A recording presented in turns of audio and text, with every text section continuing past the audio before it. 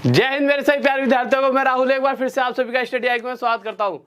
तो अब करने वाले हम क्वेश्चंस रेशियो एंड प्रोपोर्शन के। रेशियो एंड प्रोपोर्शन, तो आज का जो क्वेश्चंस होंगे, आज के जो क्वेश्चंस करेंगे वो कौन से क्वेश्चंस करेंगे हम देख लेते हैं। सबसे पहले एक तो धरती वाले क्वेश्चन होता है कि भाई धरती पर पानी और जल इस अनुपात में दे रखा, तो नॉर्थन हेमिस्फीयर का ये अनुपात दे दिया, लाना फलाना, और साउथ का ये दे दिया। इस तरह के क्वेश्चन लेंगे। पहला ये टाइप खत्म करेंगे। एक टाइप आता है जो सिक्कों वाला होता है कि भाई सिक्कों की संख्या इतनी है, सिक्कों का अनुपात दे दिया और इसका अनुपात दे दिया। और तीसरा टाइप करेंगे हम कौन से वाला, एक ही हो गया। और तीसरे वाला जब वो सोने को तोड़कर बेचता है। इस तरह के कुछ क्वेश्चन आज करने वाले हैं। तो सबसे पहला क्वेश्चन लगाते हैं। सर तो क्वेश्चन लगवा दीजिए, फिफ्थ वाला जल्दी से लगा दीजिए। तो पहला क्वेश्चन देखते हैं क्या कर रहा है। तो पहले क्वेश्चन पर आते हैं। इसमें अभी भी नेट नहीं चला, एक सेकंड रुकिए।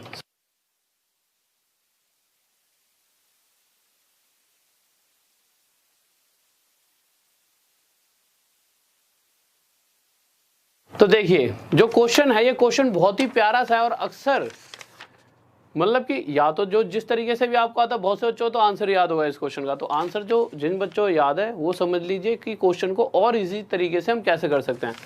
तो देखो सबसे पहले समझो इस क्वेश्चन को है क्या। क्वेश्चन कह रहा है कि पूरी धरती पर, कंडीशन दे दी है कि पूरी धरती पर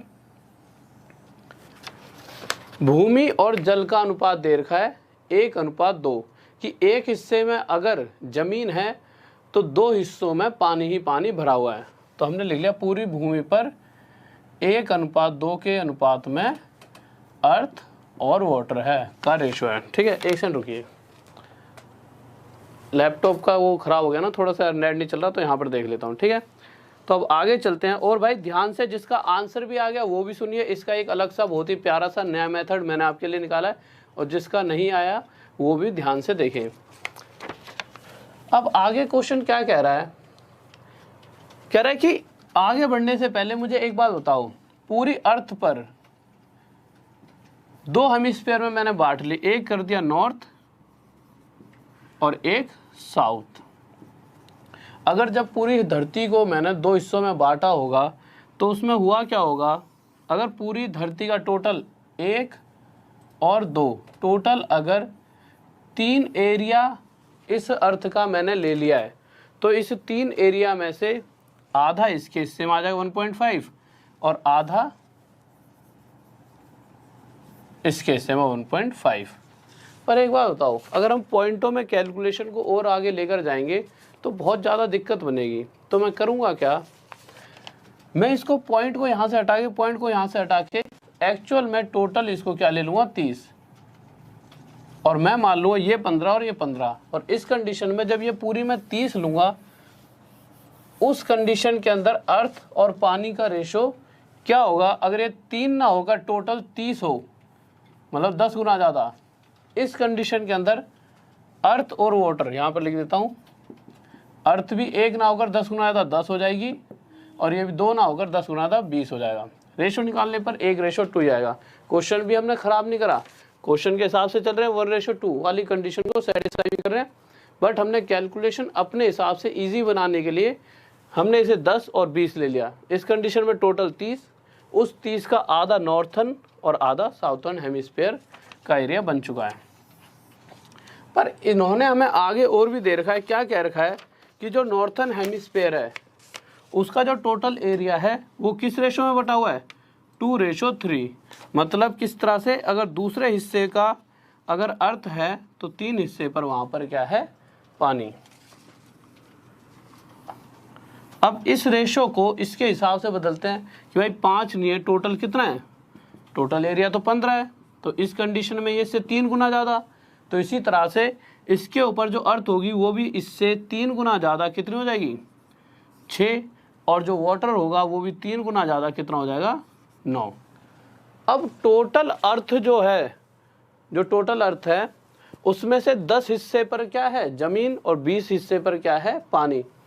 जो 10 हिस्से का जो ज़मीन है 10 हिस्से पर, उसमें से 6 हिस्से वाली ज़मीन तो किसके हिस्से में आ रही है, नॉर्थ के में। तो 6 अगर यहाँ पर है तो बचा हुआ 4 हिस्सा कहाँ पर होगा, साउथ में। तो 4 हिस्सा साउथ में अर्थ का। अगर टोटल 20 में से 9 हिस्सा पानी का यहाँ पर है तो बचा 11वां हिस्सा। तो 11वां हिस्सा वाटर का कहाँ होगा, साउथ पर। और यह है हमारा साउथर्न हेमिस्फीयर का क्या हो गया रेशो, 4:11। तो इस तरीके से इसे आप आसानी से इजीली समझकर कर सकते हो। किसी बच्चों को डाउट जल्दी से बताइए, कोई दिक्कत नहीं है भाई। नेक्स्ट क्वेश्चन पर चलते हैं, ठीक है। किसी को दिक्कत? ओके ठीक है, तो ये आपका हो चुका है। तो इसके बाद अगला क्वेश्चन लगवाते हैं हम अपना। क्वेश्चन लगा दीजिए सर फर्स्ट। तो पहला क्वेश्चन देखते हैं। तो पहले क्वेश्चन को देखेंगे ध्यान से, क्या कह रहा है। किसी बच्चे को इसमें डाउट तो नहीं है?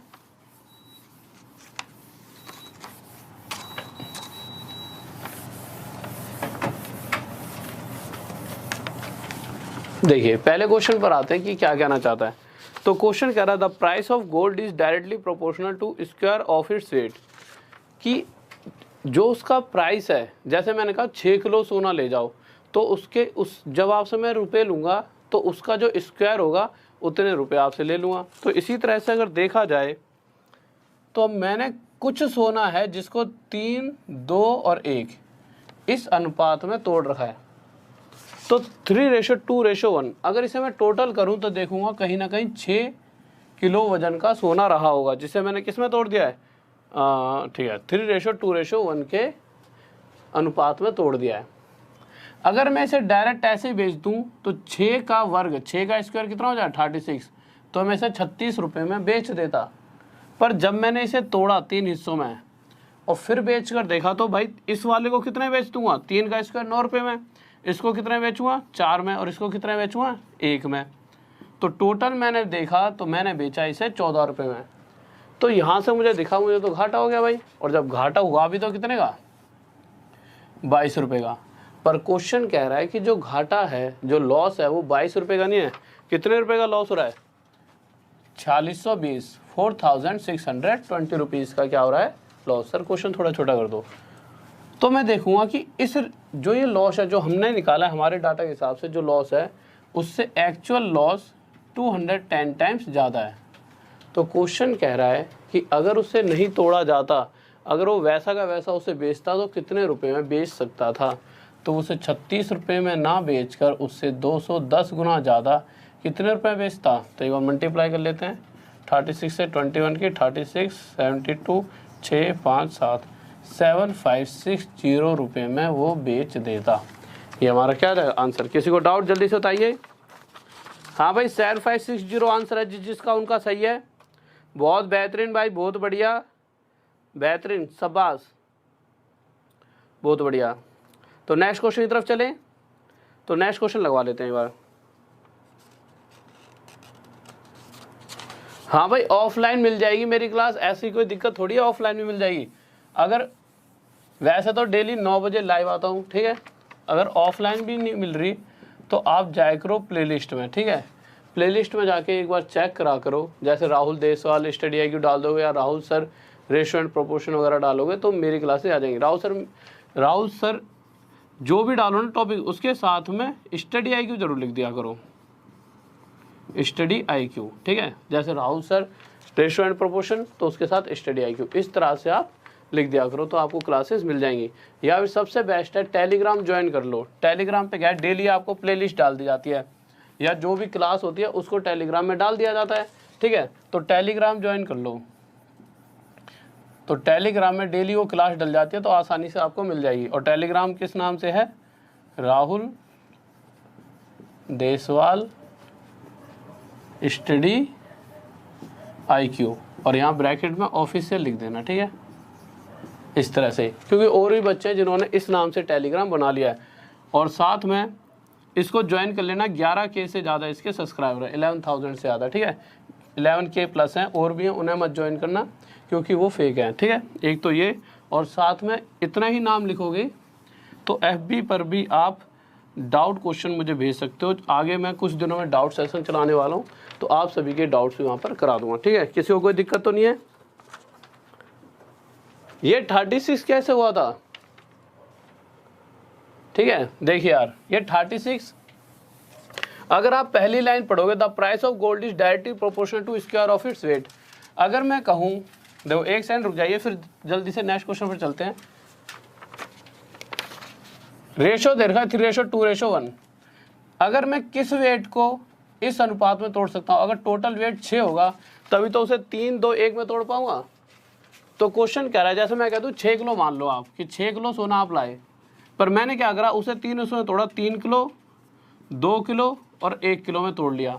अगर मैं 6 का 6 किलो बेचता तो उसका जो प्राइस होता वो इसका स्क्वायर 36, तो 6 का 6 किलो अगर एक साथ बेच देता तो 36 रुपये में बेचता, पर जब मैंने अलग अलग बेचा तो इसे 9 रुपये में बेचा होगा, इसे 4 रुपये और इसे 1 रुपये में, तब ये मैंने 14 रुपये, तब 22 रुपये का मुझे घाटा हुआ है। अब तो किसी को डाउट नहीं है। नेक्स्ट क्वेश्चन पर चले, जल्दी से बताइए। ठीक है, अब आ गया होगा समझ सभी को। तो नेक्स्ट क्वेश्चन पर चलते हैं और नेक्स्ट क्वेश्चन लगवाते हैं हम अपना सेकंड क्वेश्चन लगा दीजिए। और इसके बाद बहुत ही प्यारा सा क्वेश्चन आने वाला है इस क्वेश्चन के बाद, जिसमें अक्सर बच्चों को डाउट रहता है। तो सेकंड क्वेश्चन देखिए क्या कहना चाहता है। तो अगले क्वेश्चन पर आए, तो क्वेश्चन कह रहा है कि 7800 rupees are distributed among A B and C. A B और सी में 7800 रुपीज़ को बांटा गया, और कह रहा है कि जो ए का शेयर है, ए को इतने रुपए मिलते हैं जितने बी को मिलता है उसका 3/4 भाग, और इसी तरह से बी को इतने मिलते हैं जितने कि सी को मिलते हैं उसका 2/3 भाग। अगर या तो दो तरीकों से कर सकते हो, कैसे, या तो यहाँ से ए अपॉन में बी निकाल लो 3/4, और यहाँ से बी अपॉन में सी निकाल लो, कितना जाए 2/3, या तो ए रेशो बी रेशो सी वैसे निकाल लो कि भाई ए रेशो बी रेशो सी, कि ए रेशो बी रेशो सी, कि ए हमारा 3 है तो बी हमारा 4 है, इस तरह से। या फिर डायरेक्ट आप यहीं से ही कर सकते हो, आगे करने की कोई ज़रूरत नहीं है। कैसे, आप देखोगे यहाँ पर b की वैल्यू 4 है और यहाँ b की वैल्यू क्या है 2। पर एक बात बताओ, क्या b की वैल्यू कभी अलग अलग हो सकती है? नहीं हो सकती। अगर नहीं हो सकती तो ये 2 है तो या तो इसे भी 2 बनाओ, पर 2 से ज़्यादा आसान है कि इसे 4 बनाना। कैसे, इसके साथ 2 की मल्टीप्लाई कर दो, अगर ऊपर करेंगे तो नीचे भी करना पड़ेगा। ऐसा करते ही यहाँ पर b की वैल्यू 4 बन गई, बट साथ ही साथ में c की वैल्यू भी क्या हो गई 6। और अब एक नया रेशो हमारे पास आ गया a ratio b ratio c, जिसके अंदर a की वैल्यू तो 3 है, b की वैल्यू 4, यहाँ भी 4, यहाँ भी 4, कंडीशन सेटिस्फाई, और c की वैल्यू क्या है 6। यहाँ तक किसी को डाउट जल्दी से बताइए, कोई दिक्कत नहीं है, ठीक है। अब आगे चले। अब मुझे एक बात बताइए, अगर मैं इन तीनों का टोटल करूँ तो कितना बनता है? तो आप देखोगे यहाँ टोटल बन गया 13। अगर 13 रुपये होते, उसमें से ए को 3 रुपये मिलते, बी को 4 रुपये और सी को 6 रुपये। पर क्वेश्चन साफ साफ कह रहा है उनके पास 7800 रुपीज़ हैं जिन्हें बांटना है इनके अंदर। क्वेश्चन हटा देना सर। अगर मैं 7800 रुपीज़, मतलब इस 13 से 600 गुना ज़्यादा, 600 टाइम ज़्यादा, अगर 13 रुपये होते तो इन्हें इतने इतने मिलते, पर जो एक्चुअल में पैसा है वो 13 ना होकर उससे 600 गुना ज़्यादा, 600 टाइम ज़्यादा है। तो इसी तरह से जो इन्हें पैसा मिलने वाला है, पूछा किसका है वैसे, तो पूछा है then find the difference between share of B and C. B और सी के जो हिस्से हैं उनका अंतर। तो आप देखोगे बी को और 4 रुपये मिलते हैं तो सी को मिलते हैं 6 रुपये। पर अगर मैं इनका डिफरेंस देखूँगा तो इनका डिफरेंस कितना है 2। पर अगर ये 13 या 600 टाइम ज़्यादा है तो इनका जो डिफरेंस है वो भी 2 ना होकर 600 गुना ज़्यादा, कितना होगा 1200।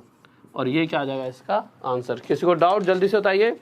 बहुत बेहतरीन भाई, बहुत बढ़िया, गजब, बहुत बेहतरीन भाई, बहुत बढ़िया, शाबाश। नेक्स्ट क्वेश्चन पर चलें। सही बच्चों का आंसर आ चुका है, बहुत बेहतरीन। कुछ बच्चे ऐसे भी करेंगे, पहले इसका निकालेंगे टोटल, फिर इसका टोटल, फिर उसको माइनस करें। आप डायरेक्ट यहाँ से भी कर सकते हो, ठीक है। इन छोटी छोटी चीज़ों से ही और बच्चों से आगे निकल सकते हैं। अब नेक्स्ट क्वेश्चन देखते हैं, और नेक्स्ट क्वेश्चन लेंगे हम अपना 6th क्वेश्चन, जो कि बहुत ही प्यारा सा क्वेश्चन है और थोड़ा सा मतलब समझने में आपको थोड़ी दिक्कत हो सकती है। बिल्कुल ध्यान से सुनना, क्योंकि ये क्वेश्चन हाल फिलहाल में ही पूछा गया है। अभी हाल फिलहाल में जो एग्ज़ाम्स हुए उनमें एक एग्ज़ाम में आया हुआ था, मैंने देखा था कुछ दिन पहले। तो इस क्वेश्चन को ध्यान से सुनना है आपको, क्योंकि अगर पूछा गया हाल फिलहाल में तो आगे भी आने के चांस हैं।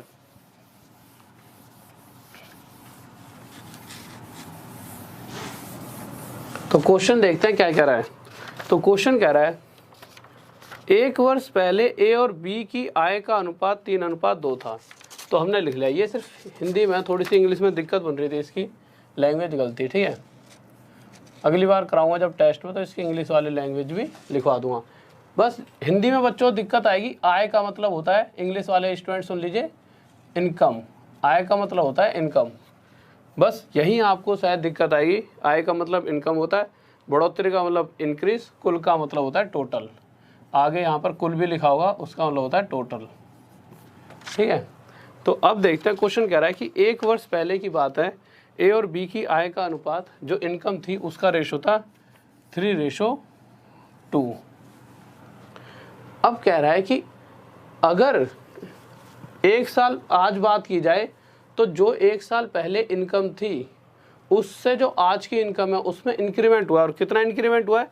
अगर ए की इनकम 1 साल पहले 2 रुपये रही होती तो आज हो गई है 3 रुपये। क्वेश्चन ये कहना चाहता है, वैसे तो 3 रुपये है 1 साल पहले, पर अगर 1 साल पहले 2 रुपये होते ना ए की इनकम, तो आज उसकी इनकम 3 रुपये हो जाती। इस रफ्तार से बढ़ रहा है, मतलब पैसा जो है इस रफ्तार से बढ़ रहा है। पहले 2 होता तो 3 में आता, अगर पहले पैसा 1 होता तो अब कितना हो जाता? 3/2 रुपये, 2 नीचे चले जाता। पर क्वेश्चन साफ साफ कह रहा है पहले पैसा था कितना ए के पास 3, तो इस कंडीशन में इसका पैसा आज के टाइम पर कितना हो जाएगा? 9/2 रुपये। तो आज के टाइम पर अगर पहले इस पे 3 रुपये रहे होंगे तो आज इसके पास 9/2 रुपये हो चुके हैं। अब आ जाते हैं हम बी की बात पे। तो क्वेश्चन क्या रहा है कि बी की जो इनकम में इंक्रीमेंट हो रहा है वो हो रहा है 3:4। कहने का मतलब अगर बी के पास पहले 3 रुपये थे, मतलब इस टाइम 3 रुपये थे, पर पहले तो 2 थे, बट अगर 3 होते तो आज इसके जो रुपए हैं वो 4 रुपये हो जाते। और अगर इसके पास पहले 1 रुपया होता तो आज कितने रुपये हो जाते इसके पास? 4/3। पर क्वेश्चन साफ साफ कह रहा है पहले इसके पास 2 रुपये थे, तो इस कंडीशन में आज इसके पास कितने रुपये हो जाते? 8/3 रुपये। तो यहाँ से मुझे पता लग चुका है कि आज ए के पास एक्चुअल में इस रेशो के हिसाब से ए के पास आज के टाइम पर 9/2 रुपये हैं और बी के पास आज के टाइम पर 8/3 रुपये हैं। तो मैंने इन दोनों का रेशो निकाल लिया। ए के पास आज के टाइम पर 9/2, इनको यहाँ लिख लेते हैं। सर क्वेश्चन हटा देना थोड़ा सा। ए के पास 9/2 और बी के पास है 8/3 रुपये। इतना पता लग चुका है, इसको मिटा देता हूँ, स्क्रीनशॉट लेना, स्क्रीनशॉट लेना, ठीक है।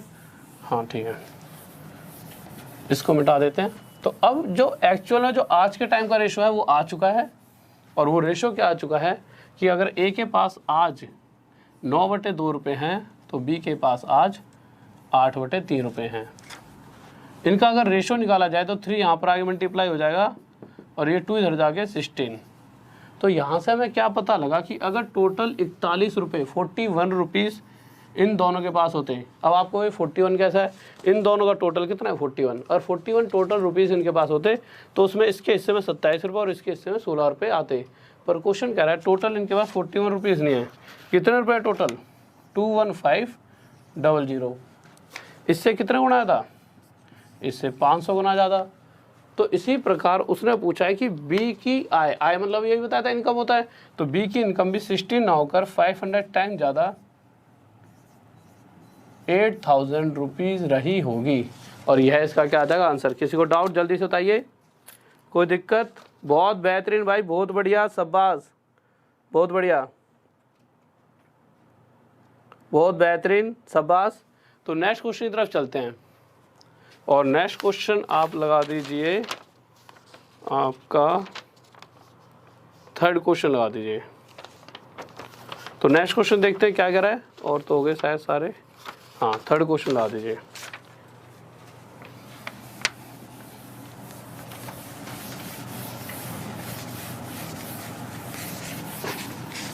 तो नेक्स्ट क्वेश्चन पर आ चुके हैं, और जल्दी से करिए नेक्स्ट क्वेश्चन को क्या कह रहा है।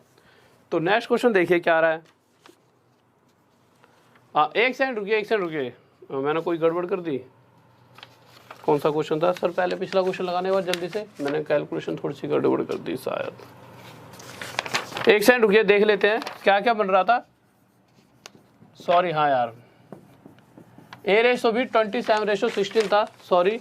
अगर टोटल करें कितना होगा? 53। और ये कह रहा है 43। 7 6 13 3 हासिल 1 2 1 3 और 1 4, ठीक है। कह रहा 43 नहीं है, टोटल है कितना? 215, इतना ही दे रखा है।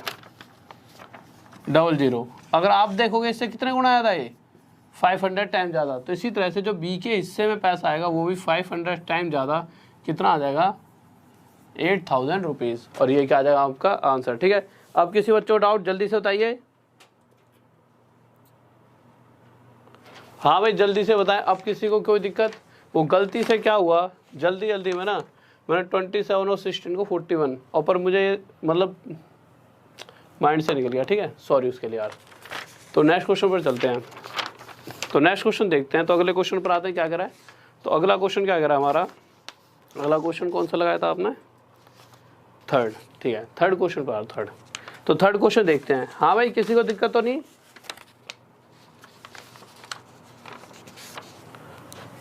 तो नेक्स्ट क्वेश्चन देखते हैं क्या करा है।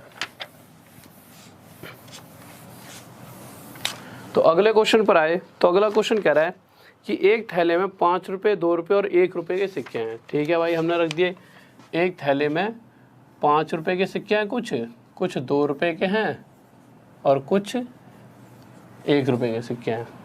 फिर आगे कह रहा है कि 5-5 रुपये जो अनुपात दे रखा है, ये तो भाई रुपीज़ में दे रखा है।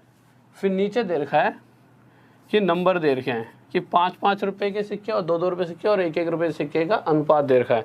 और जो अनुपात है वो किस अनुपात में है, 4:6:9। कहना चाहता है कि अगर 5-5 रुपये के 4 सिक्के हैं तो 2-2 रुपये के 6 सिक्के होंगे और 1-1 रुपये का कितने सिक्के होंगे, 9। ठीक है, तो इस तरह से अगर देखा जाए तो 5-5 रुपये के अगर 4 सिक्के होंगे तो टोटल जेब में उसके देखा जाए 5×4=20, 5-5 रुपये के 20 रुपये पड़े होंगे। वहीं अगर 2-2 रुपये के 6 सिक्के हैं तो ये कितने रुपये बनाने वाले हैं, 12। और 1-1 रुपये के 9 सिक्के हैं तो ये कितने रुपये बनाने वाले हैं, 9 रुपये। जब इन्हें आप टोटल करोगे तो ये कितना बन जाएगा, 41। अब आप बहुत से बच्चे सोचोगे कि पिछले क्वेश्चन में 41 आया कहाँ से था। मैंने जल्दी में एकदम जब मेरे मतलब माइंड में चल रहा था ये क्वेश्चन, और मैंने इसी का 41 दिमाग में मतलब चल रहा था मेरे 41 भी, और वही 41 मैंने वहाँ पे लिख दिया था। मैं बताने ही वाला था आपको। ठीक है, तो इस चक्कर में छोटी सी मिस्टेक हुई थी। मिस्टेक तो छोटी थी, बड़ी थी, बट सॉरी। ठीक है, तो अगर 41 रुपये रहे होते इसके पास तो मैं देखता 20 रुपये 5-5 रुपये से बनते, 12 रुपये 2-2 रुपये से और 9 रुपये 1-1 रुपये से। पर क्वेश्चन कह रहा है टोटल 41 रुपये नहीं है, टोटल कितने रुपये हैं, 410 रुपये। इससे कितने गुना आया था, 10। अब कुछ बच्चे क्या करते हैं, देखेंगे कि नंबर का रेशो ये दे रखा है तो डायरेक्ट 6 के साथ 10 की मल्टीप्लाई कर देंगे और कह देंगे सिक्के कितने हैं, 60। यही तो पूछा 2-2 रुपये कितने सिक्के हैं, तो 2-2 रुपये के 60 सिक्के हैं। बट इस क्वेश्चन के अंदर ये करना सही भी रहेगा, पर हर क्वेश्चन के अंदर ऐसा करना सही नहीं रहता। ठीक है, क्यों सही रहेगा, क्योंकि इसके अंदर आंसर वैसे भी 60 ही आने वाला है। कैसे, अगर आप देखोगे कि टोटल 2-2 रुपये से हमारे पास 12 रुपये नहीं है, 10 गुना ज़्यादा कितने रुपये होंगे, 120 रुपये। अगर 1-2 रुपये मतलब एक सिक्का 2 रुपये का है, ठीक है, तो एक सिक्का हमें 2 रुपये दे रहा है, तो 120 रुपये कितने सिक्के दे रहे होंगे, तो 120 रुपये हमें 60 सिक्कों से मिल जाते होंगे। अगर टोटल 120 रुपये हमारे पास 2-2 रुपये से मिलकर पड़े हैं तो 100% हमारे पास 60 सिक्के होंगे। तो इस कंडीशन में तो चलो वो तरीका सही था। बट जैसे हम अगला फोर्थ क्वेश्चन देखेंगे, सर फोर्थ क्वेश्चन लगाइए, जल्दी से देखिए। ये तो बंद हो गया सर। तो नेक्स्ट क्वेश्चन देखते हैं क्या कह रहा है। तो नेक्स्ट क्वेश्चन पर जब आए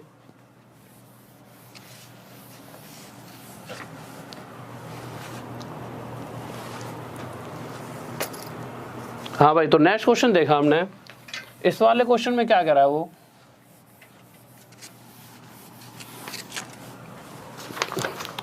कह रहा है कि इस बार जो सिक्के हैं वो कितने रुपए के हैं।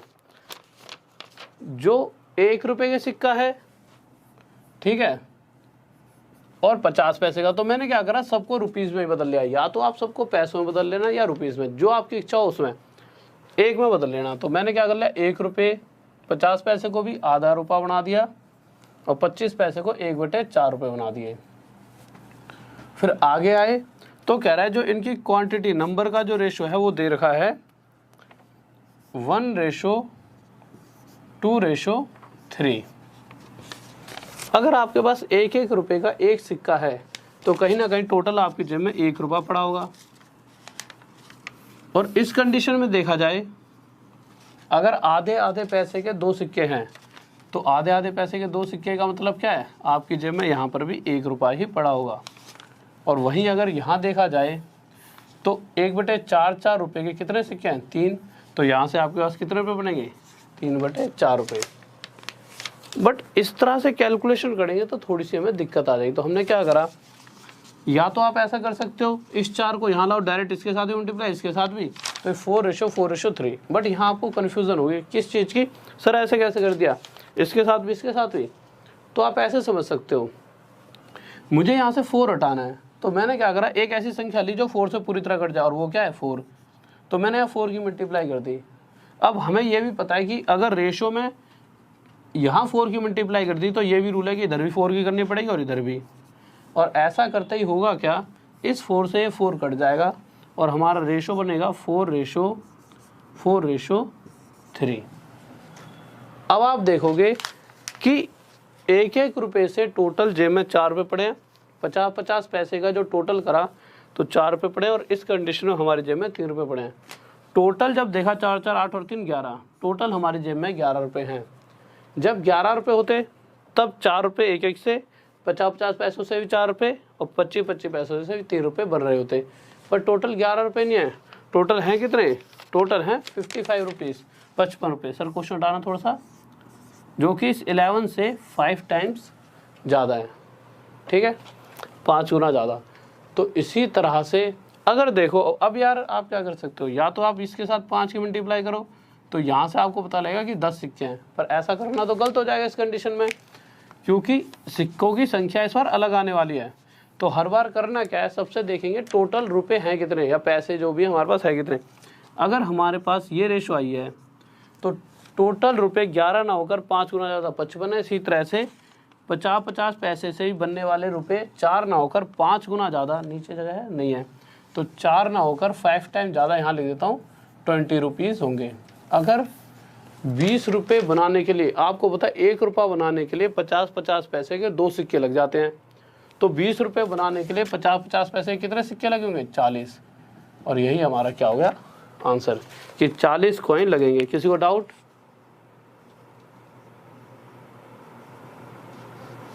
हाँ भाई जल्दी से बताइए, किसी को डाउट? पृथ्वी वाला, हाँ भाई जल्दी से बताइए, किसी को डाउट? और कौन से वाला क्वेश्चन दोबारा एक बार जल्दी से वो कर दीजिए, मतलब कमेंट करके बताओ जल्दी से, कौन सा वाला 5th क्वेश्चन दोबारा से समझना है, धरती और वो जल वाला है।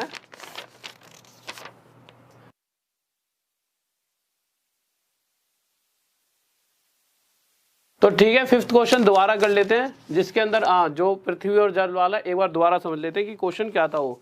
तो देखते हैं एक बार, बहुत ही प्यारा सा क्वेश्चन, दोबारा से देखते हैं 5th क्वेश्चन, ठीक है। जल्दी जल्दी समझना और ध्यान से, और जिस बच्चे का हो गया था वो एक बार क्वेश्चन को करके देखना। और इसके बाद 1-2 क्वेश्चन बहुत ही प्यारे प्यारे से और आने वाले, एक मतलब क्वेश्चन तो बहुत आएंगे पर कुछ क्वेश्चन बहुत ही प्यारे होंगे उनमें।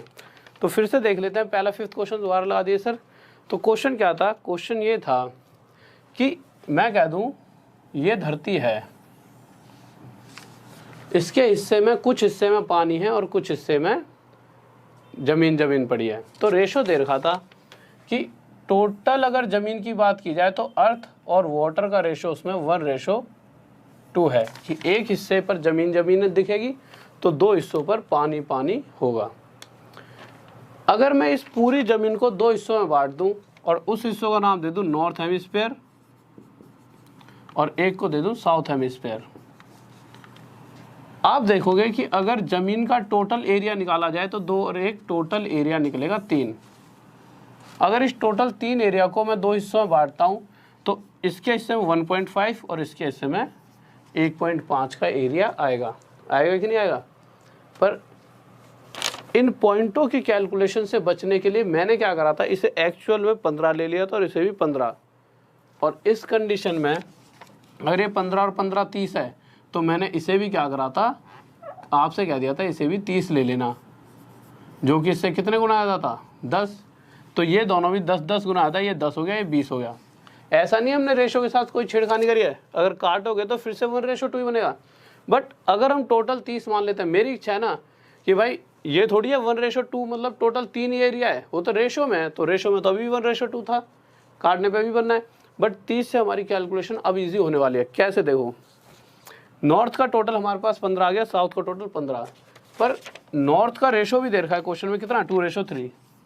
अब आप एक बार बताइए, अगर इस रेशो के हिसाब से टोटल देखा जाए तो 5 होना चाहिए नॉर्थ का। बट अब हम इस कंडीशन खेल लें, जब टोटल 30 था तो इसका 15, इसका 15, तो ये टोटल 5 है, इस कंडीशन में 15 हो चुका है। कितना गुना था, 3। तो इसी तरह से ये भी 3 गुना ज़्यादा और ये भी 3 गुना ज़्यादा, ये 6 हो जाएगा और ये 9।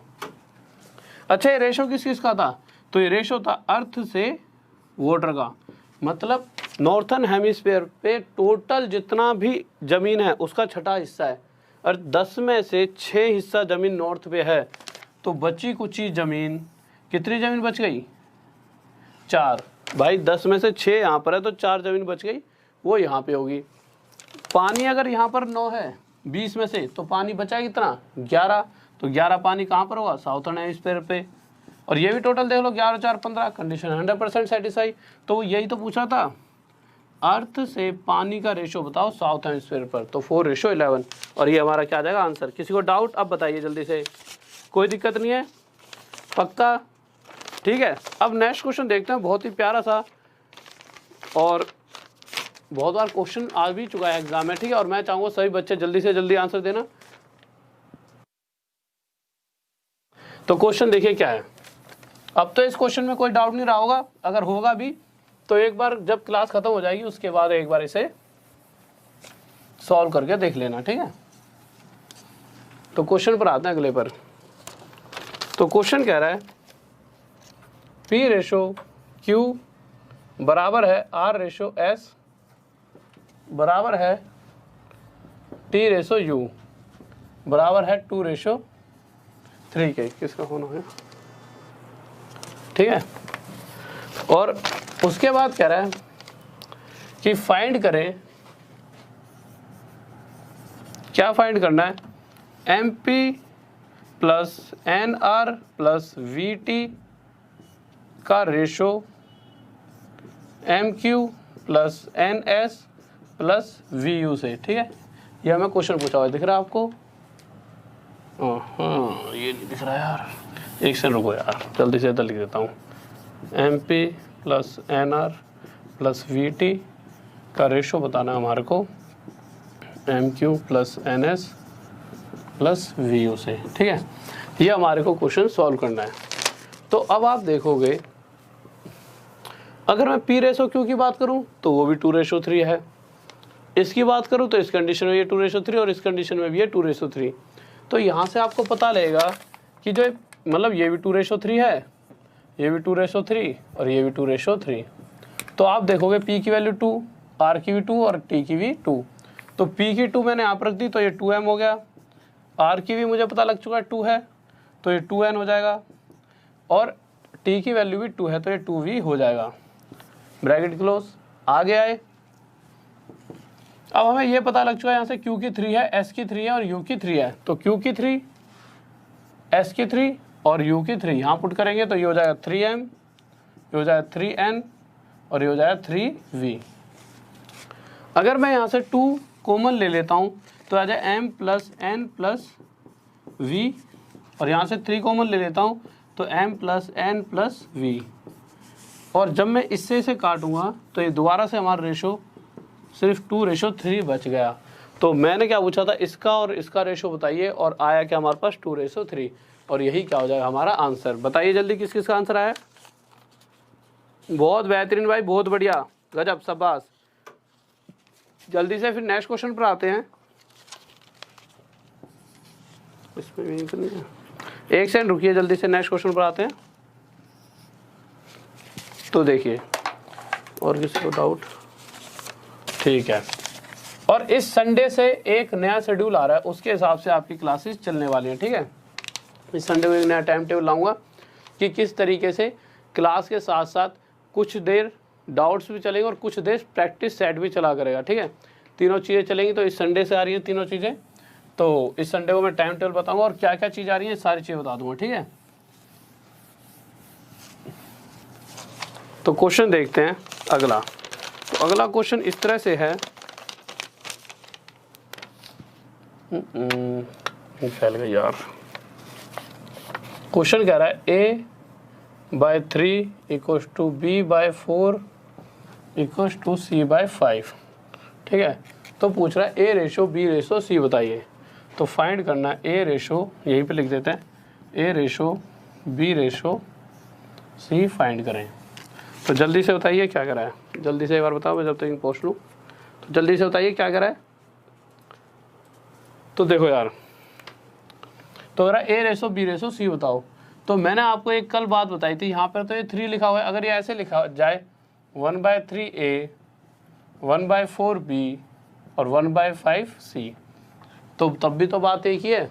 तो मैंने क्या कहा था, a के साथ जो भी होता है, जैसे 1/3 लिखा है, और इसे जब मैं इक्वल के साइन को रेशो में बदलूंगा तो a के साथ जो भी है क्या है 1/3, तो वो उल्टा हो जाएगा 3 हो जाएगा। b के साथ 1/4 तो ये 4 हो जाएगा, 1/5 5, और यही हमारा डायरेक्ट 3:4:5 क्या आ जाएगा, रेशो आ जाएगा, ठीक है। नेक्स्ट क्वेश्चन पर चलते हैं। तो नेक्स्ट क्वेश्चन देखते हैं, किसी को डाउट? बहुत बेहतरीन।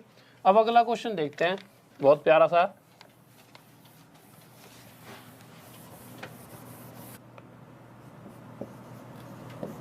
बराबर है b के 0.25 के, बराबर है c के 1/5 के।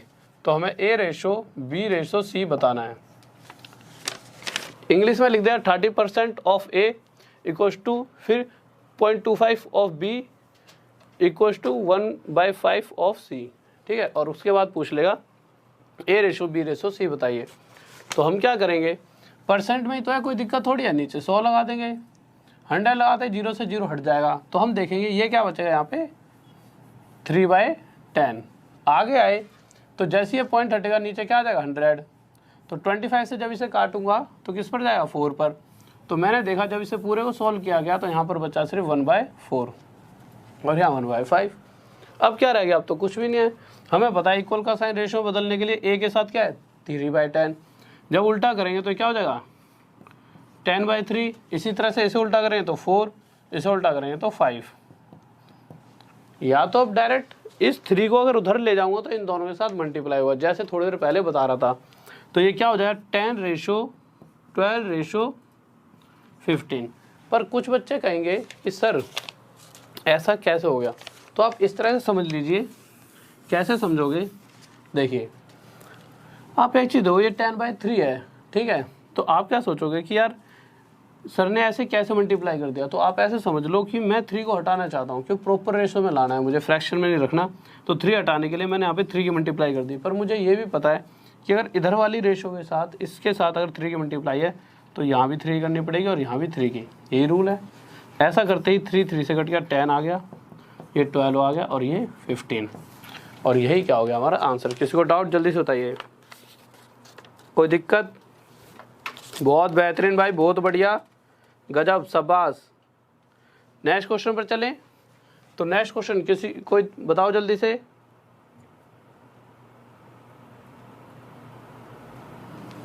ठीक है भाई, बहुत बढ़िया। तो नेक्स्ट क्वेश्चन देखते हैं जल्दी से।